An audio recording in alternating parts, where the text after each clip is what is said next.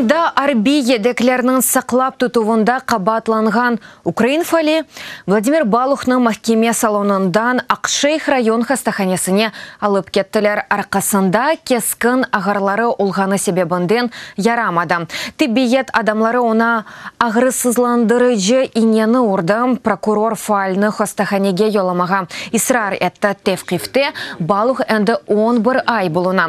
Кечіндірув шарайтлері себебінден сағлығы финалашты адвокат Ольга Динзе дегені кебім имайасы сынарламат етбірінің деніштірілмесі ақында шафатыны азырлайжақ ола. Владимир Балухны Русия махсус қызметлері кебін 16 сенясы декабрь айында тұтып алды. Тінтуп вақтында әвенде құршун ветротил ташлары тапылды санки. Махкеме она 3 ел ве 7 айлық апис жазасыны чықарды. Фақат истинавшы кейеті бақылғанда үкмелі ғуетілді ве иш текрар бақуға йоланылды.